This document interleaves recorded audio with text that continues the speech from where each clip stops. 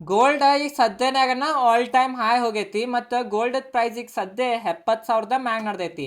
ಇಂಥ ಟೈಮ್ನಾಗೂ ನಾವು ಗೋಲ್ಡ್ನ ಇನ್ವೆಸ್ಟ್ ಮಾಡ್ಬೇಕೇನಂತ ಇವತ್ತಿನ ಈ ವಿಡಿಯೋನಾಗ ಕಲಿಯೋಣ ನೋಡ್ರಿ.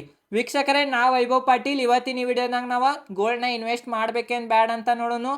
ಮತ್ತು ಗೋಲ್ಡ್ನ ಇನ್ವೆಸ್ಟ್ ಮಾಡ್ರೆ ಫ್ಯೂಚರ್ನಾಗ ನಮಗೆ ಎಷ್ಟು ರಿಟರ್ನ್ ಸಿಗ್ಬೋದ, ಮತ್ತು ಯಾವ್ಯಾವ ಥರದ್ದು ಗೋಲ್ಡ್ ಇರ್ತಾವ, ಯಾವ್ಯಾವ ಥರದ್ದು ಗೋಲ್ಡ್ನ ಹೆಂಗೆ ನಾವು ಇನ್ವೆಸ್ಟ್ ಮಾಡ್ರೆ ಎಷ್ಟು ನಮಗೆ ಲಾಭ ಆಗ್ಬೋದಂತ ಇವತ್ತಿನ ಈ ವಿಡಿಯೋನಾಗ ಕಲಿಯೋಣ ನೋಡ್ರಿ.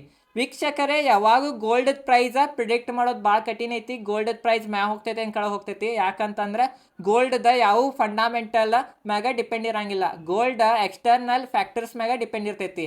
ಅಂತಂದ್ರೆ ಸ್ಟಾಕ್ ಮಾರ್ಕೆಟ್ ಆಗಲಿ, ವಾರ್ ಆಗಲಿ, ಇಲ್ಲಿಕ್ರ ಇನ್ಫ್ಲೇಷನ್ ಆಗಲಿ, ಇಲ್ಲಿಕ್ರ ಮೇಜರ್ ಬ್ಯಾಂಕ್ದು ಮಾನಿಟರಿ ಪಾಲಿಸಿ ಮ್ಯಾಗ ಡಿಪೆಂಡ್ ಇರ್ತೈತಿ. ಅನಾನ ಗೋಲ್ಡ್ ಪ್ರೈಸ್ ಮ್ಯಾಗ ಹೋಗ್ತೈತೆ ಅಂತ ಕೆಳಗೆ ಹೋಗ್ತೈತಿ. ಮ್ಯಾಗ ಹೋದ್ರೆ ಎಷ್ಟು ಮ್ಯಾಗ ಹೋಗ್ತೈತೆ ಅಂತ ಕಂಡು ಹಿಡಿಯೋದ ಭಾಳ ಕಠಿಣ ಐತಿ. ಅನಾನ ಗೋಲ್ಡ್ ಪ್ರೈಸ್ ಪ್ರಿಡಿಕ್ಟ್ ಮಾಡಕ್ ಬರಂಗಿಲ್ಲ. ಮತ್ತು ನೀವು ಗೋಲ್ಡ್ನಾಗ ಇನ್ವೆಸ್ಟ್ ಮಾಡೋರಿದ್ರೂ ನಿಮ್ದು ಟೋಟಲ್ ಪೋರ್ಟ್ಫೋಲಿಯೋದ 10-15% ಅಷ್ಟೇ ನೀವು ನಿಮ್ಮ ಪೋರ್ಟ್ಫೋಲಿಯೋದ ಗೋಲ್ಡ್ನಾಗ ಇನ್ವೆಸ್ಟ್ ಮಾಡ್ಬೇಕು. 10-15%ಕಿಂತ ಹೆಚ್ಚು ಮಾಡಬಾರ್ದಂತ ದೊಡ್ಡ ದೊಡ್ಡ ಅನಲಿಸ್ಟ್ಗಳಾಗಲಿ, ದೊಡ್ಡ ದೊಡ್ಡ ಇನ್ವೆಸ್ಟರ್ಸ್ಗಳಾಗಲಿ ಹೇಳಿದಾರ. ಮತ್ತು ಗೋಲ್ಡ್ ಪ್ರೈಸ್ ಏರುತ್ತ ಮುಂದೆ ರಿಟೇಲ್ ಇನ್ವೆಸ್ಟರ್ಸ್ ಆಗಲಿ ಮತ್ತು ಸಾಮಾನ್ಯ ಮಂದಿ ಆಗಲಿ ಏರಾತೈತೆ ಅಂತ ಒಮ್ಮೆ ರೊಕ್ಕ ಹಾಕಿಬಿಡ್ತೈತಿ. ಯಾಕಂದ್ರೆ ಅಂಜಿ ಎಲ್ರೆ ಮತ್ತೆ ಭಾಳ ತುಟ್ಟಿ ಆದೋತ ಬಂಗಾರ ಮತ್ತೇನು ಸಿಗಂಗಿಲ್ಲ ಕೈಗಂತ ಅಂಜಿ ಏರಾತ್ ಮುಂದೆ ಒಮ್ಮೆ ರೊಕ್ಕ ಹಾಕಿಬಿಡ್ತಾರೆ, ಇನ್ವೆಸ್ಟ್ ಮಾಡ್ತಾರೆ.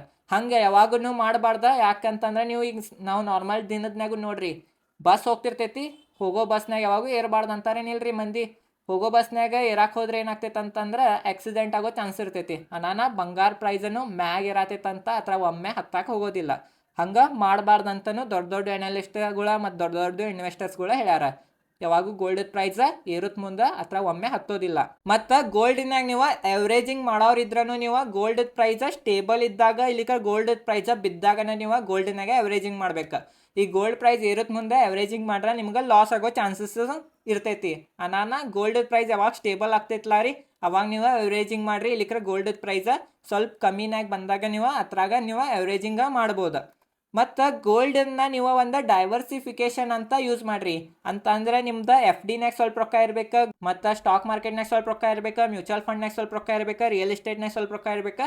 ಹಂಗೆ 10-15% ನಿಮ್ಮ ರೊಕ್ಕ ಗೋಲ್ಡ್ನಾಗ ಇರ್ಬೇಕು, ಅದಕ್ಕಿಂತ ಹೆಚ್ಚಿರಬಾರ್ದು.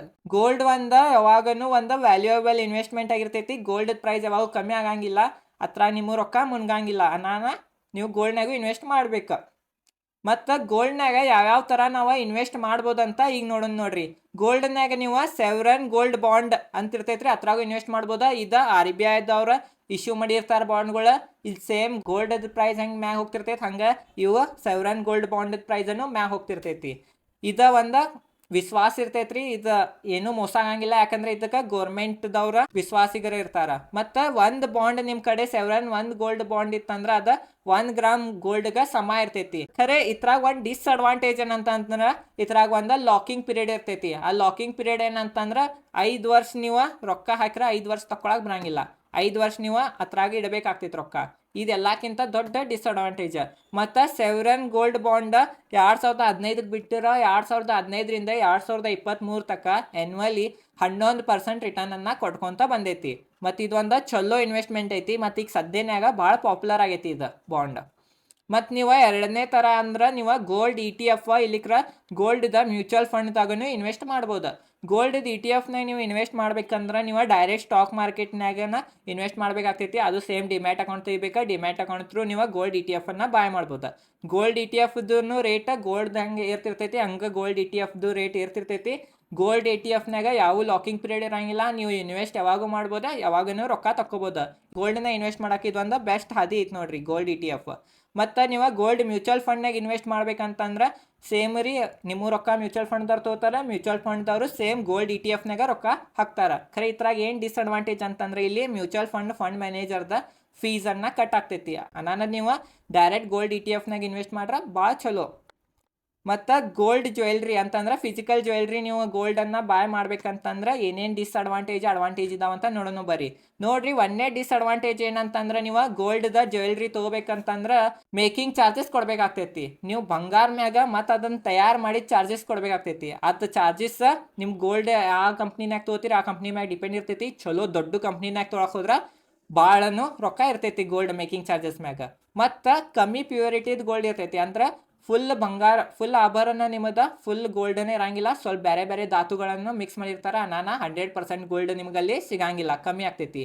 ಮತ್ತೊಂದು ಏನು ಡಿಸ್ಅಡ್ವಾಂಟೇಜ್ ಅಂದ್ರೆ ಮೇಜರ್ ಅದ ಸ್ಟೋರೇಜ್ ಇಡಾಕ ಭಾಳ ರಿಸ್ಕ್ ಇರ್ತೈತ್ರಿ. ಮನ್ಯಾಗ ಇಟ್ರೆ ಕಳ್ಳರ್ ಬರೋ ಚಾನ್ಸಸ್ ಇರ್ತೈತಿ. ಮತ್ತು ನೀವು ಲಾಕರ್ನ ಇಡಕ್ಕೆ ಹೋದ್ರೆ ಲಾಕರ್ದ ಕಾಸ್ಟೂ ಭಾಳ ಹೈ ಇರ್ತೈತಿ. ಅನಾನ ನೀವು ಅಲ್ಲಿ ಬಂಗಾರ ತೊಗೋಬೇಕಾಗ್ತೈತ್ರಿ. ಒಂದೇ ಮಾತು ಬಂಗಾರ ತೊಗೊಂಡು ಇನ್ವೆಸ್ಟ್ಮೆಂಟ್ ಮಾಡಬೇಕಾಗ್ತೈತಿ. ಆ ಬಂಗಾರ ಇಡೋದು ಟೆನ್ಷನ್, ಲಾಕರ್ನ ಇಡಕ್ಕೆ ಹೋದ್ರೆ ಮತ್ತು ಅದ ಇನ್ವೆಸ್ಟ್ ಮಾಡಿದ್ದಕ್ಕನ ಮತ್ತೊಂದಿಷ್ಟು ಸೇಫ್ಟಿಗಂತ ಮತ್ತೆ ರೊಕ್ಕ ಕೊಡಬೇಕಾಗ್ತೈತಿ. ಹಂಗೆ ನೀವು ಇನ್ವೆಸ್ಟ್ಮೆಂಟ್ ಹತ್ರಾಗ ಭಾಳ ರಾಂಗ್ ಆಗ್ತೈತ್ರಿ ನಾವು ಜ್ಯುವೆಲ್ರಿನಾಗ ಮಾಡ್ಬೇಕಂತಂದ್ರೆ. ಖರೆ ಮೇನ್ ಅಡ್ವಾಂಟೇಜ್ ಏನಂತಂದ್ರೆ ಇದನ್ನು ನಾವು ಫಿಸಿಕಲಿ ಹಾಕೊಂಡು ಅಡ್ಡಾಡ್ಬೋದ, ಯೂಸ್ ಮಾಡ್ಬೋದ ಬಂಗಾರನ್ನ. ಇದು ಭಾಳ ಮೇನ್ ಅಡ್ವಾಂಟೇಜ್ ರೀ.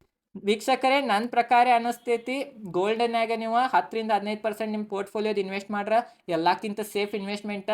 ಈಗ ಸದ್ಯನಾಗ ಎಲ್ಲಕ್ಕಿಂತ ಸೇಫ್ ಇನ್ವೆಸ್ಟ್ಮೆಂಟ್ ಅದ. ಮತ್ತು ಈಗ ಸದ್ಯ ಗೋಲ್ಡ್ ಪ್ರೈಸ್ ಮ್ಯಾಗ ಯಾಕೆ ಹೋಗ್ತೈತಂದ್ರೆ ಆಲ್ಮೋಸ್ಟ್ ಒಂದೊಂದು ದೇಶಗಳ ತಮ್ಮ ಡಾಲರ್ ರಿಸರ್ವನ್ನು ಕಮ್ಮಿ ಮಾಡಿ ಗೋಲ್ಡ್ ರಿಸರ್ವನ್ನು ಹೈ ಮಾಡತ್ತಾರ. ನಾನು ಅಲ್ಲಿ ಗೋಲ್ಡ್ ಪ್ರೈಸ್ ಹೈ ಹೊಂಟೈತಿ. ಗೋಲ್ಡ್ನ ಇನ್ವೆಸ್ಟ್ ಮಾಡೋದು ಭಾಳ ಚಲೋ. ಖರೆ 10-15% ನಿಮ್ದು ಪೋರ್ಟ್ಫೋಲಿಯೋದು ಮಾಡಕ್ಕೆ ಹೋಗ್ಬೇಡ್ರಿ. ಮತ್ತು ನೀವು ನೋಡ್ರಿ ಸೆವರನ್ ಬಾಂಡ್ಸ್ನಾಗ ಇನ್ವೆಸ್ಟ್ ಮಾಡ್ಬೋದು, ETF ಮಾಡ್ಬೋದು. ಖರೆ ಜ್ಯುವೆಲ್ರಿನಾಗ ಸ್ವಲ್ಪ ಕಮ್ಮಿ ಇನ್ವೆಸ್ಟ್ ಮಾಡಿರಿ, ಯಾಕಂದ್ರೆ ಇಷ್ಟೆಲ್ಲ ಡಿಸ್ಅಡ್ವಾಂಟೇಜ್ ಇದಾವೆ ನೀವು ಜ್ಯುವೆಲ್ರಿನ ಇನ್ವೆಸ್ಟ್ ಮಾಡ್ರೆ. ಹಂಗಂತ ಮದ್ವಿನಾಗ ಬಂಗಾರ ತೊಗೊಳೋದು ಮತ್ತು ಬಂದ್ ಮಾಡಿರಿ. ಸ್ವಲ್ಪ ಮದ್ವಿನಾಗ ಎಷ್ಟು ಬಂಗಾರ ಬೇಕು ಅಷ್ಟು ಪದ್ಧತಿ ಪ್ರಕಾರ ತೊಗೋರಿ. ಮತ್ತು ನಿಮ್ಮ ಪ್ರಕಾರ ನೀವು ಮಾಡಿರಿ. ನಾ ಹೇಳಿನದು ಮತ್ತು ನೀವು ಇದು ಮಾಡಕ್ಕೆ ಹೋಗ್ಬೇಡ್ರಿ. ಈ ವಿಡಿಯೋ ಚಲೋ ಅನ್ಸ ವಿಡಿಯೋಗೆ ಲೈಕ್ ಮಾಡಿರಿ. ಮತ್ತು ಈಗ ನಾ ಗೋಲ್ಡ್ ಬಗ್ಗೆ ಹೆಂಗೆ ಇನ್ವೆಸ್ಟ್ ಮಾಡೋದು ಅಂತ ಹೇಳಿಲ್ಲ ರೀ. ಹಂಗೆ ಸ್ಟಾಕ್ ಮಾರ್ಕೆಟ್ನಾಗ ನೀವು ಬಿಗಿನರ್ ಇದ್ರೆ ಹೆಂಗೆ ನೀವು ಸ್ಟಾಕನ್ನು ಬಾಯ್ ಮಾಡ್ಬೇಕಂತನೂ ವಿಡಿಯೋ ಮಾಡೇನಿ. ಅದು ವಿಡಿಯೋ ಲಿಂಕ್ ಡಿಸ್ಕ್ರಿಪ್ಷನ್ನಾಗ ಐತಿ. ಮತ್ತು ಮ್ಯೂಚುವಲ್ ಫಂಡ್ ಏನಂತ ನಿಮಗೆ ಗೊತ್ತಿರಲಿಲ್ಲ ಅಂದ್ರೆ ಮ್ಯೂಚುವಲ್ ಫಂಡ್ ಏನಂತನೂ ವಿಡಿಯೋ ಮಾಡೇನಿ, ಅದ್ರದ್ದು ಲಿಂಕ್ ಡಿಸ್ಕ್ರಿಪ್ಷನ್ನಾಗ ಐತಿ. ಈ ಚಾನಲ್ ಮ್ಯಾಗ ನಾ ಶೇರ್ ಮಾರ್ಕೆಟ್ ರಿಲೇಟೆಡ್ ಕಂಟೆಂಟ್ನ ವಿಡಿಯೋ ಹಾಕ್ತಿರ್ತೇನೆ. ಧನ್ಯವಾದಗಳು.